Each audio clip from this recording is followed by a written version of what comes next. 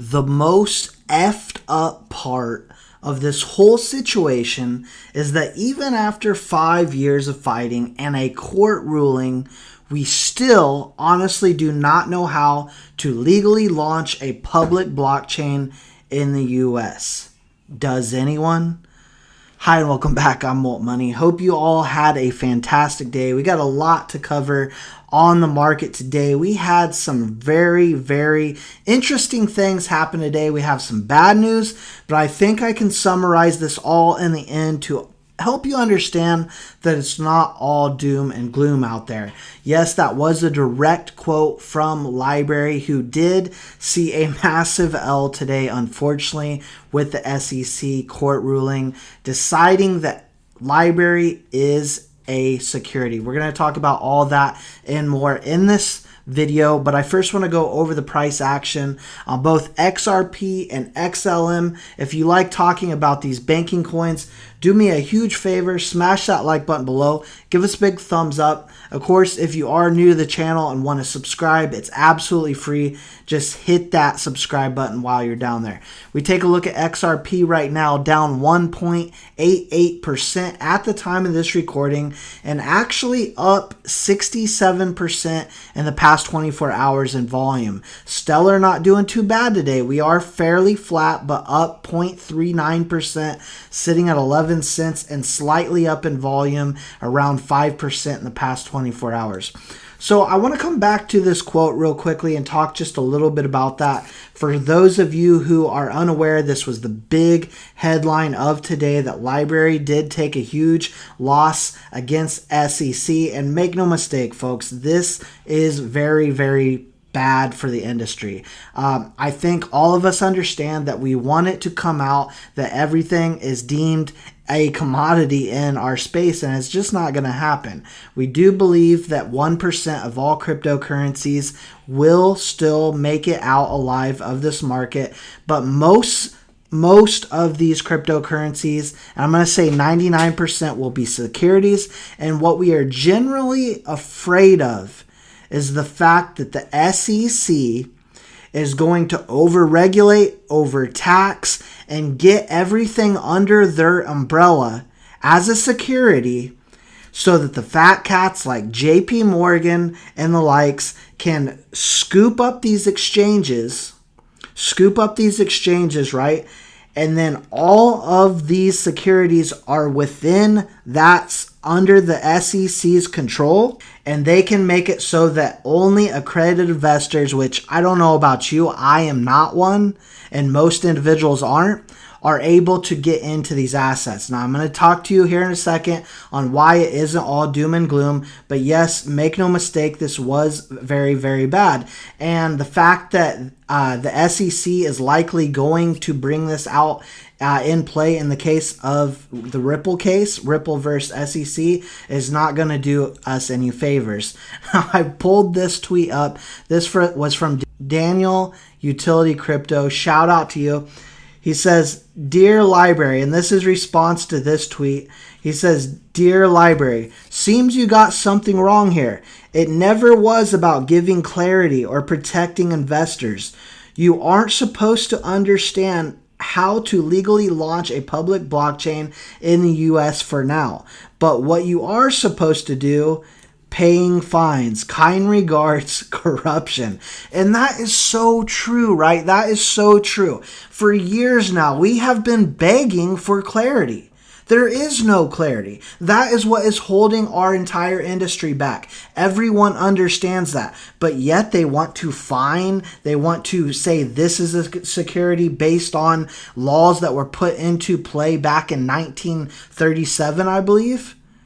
And they want to overregulate and push this market innovation to the curb. I don't feel like it's very American. I feel like the US has really been one of the leaders in innovation and entrepreneurship for the longest of times, and they are willing to hurt that. Now, John Deaton, shout out to you. With the help of my team, Crypto Law US, I choose to do a live stream tomorrow because I knew XRP haters would be out spreading FUD, especially with language the LBRY.com judge used about retaining tokens and alignment of interest. Understand, I'm going to explain this in just a second. I don't think that this is all bad for us XRP holders. I think it's overly bad for the cryptocurrency market, but I don't think that this single-handedly is going to give XRP, the Ripple versus SEC case, a massive loss, and we're going to talk about that in just a second. This did come out breaking. Department of Justice seizes, check this out, 3.36 billion in Bitcoin in connection with the Silk Road fraud, the largest crypto seizure ever. Man, can we get some good news? I mean, Stellar was slightly up today. I guess that's good news, maybe, kind of. So Nodi, he's a YouTuber here that I've given a shout out before, but he's a big YouTuber on XLM, XRP, and I like this tweet he put out today, and this is so true. The SEC being involved in crypto is the biggest threat to the industry. They are centralized. They are the centralization that will destroy any improvements in banking for the common person or unbanked. How will anyone want to build in Web3 with the SEC iron fist on crypto? And so here's the thing. That is just it. This isn't going to 100% stop the industry because you can't stop the technology. The technology is already there. And you've got the likes of Ripple and Stellar that are really at the top of the pack, and that some of the biggest, most powerful people in the world own and are involved in. So there's that, right? But what they can do is they can lock out the retail investor like you and I, the average Joe. They can stop the banking system from moving forward by the banking system that's currently here, the traditional banking system, overseeing crypto to oblivion. They would start acquiring crypto exchanges, and basically Gary Gensler and all his cronies, all his buddies would then get a cut. Again, we're talking JP Morgan and the likes. What do banks have over some of the big exchanges that Coinbase, Binance, some of the other big dogs have? They're not FDIC insured. A lot of the big centralized banks are. So it does, in a sense, make sense that they can scoop up these exchanges because they are safer. If it wasn't for safety right now, I think they would leave us alone to an extent. The safest thing we can do with our crypto right now is get it off of the exchanges, right? But unfortunately, we do have some gray areas, and they are exploiting that to a T. Now, what does this mean?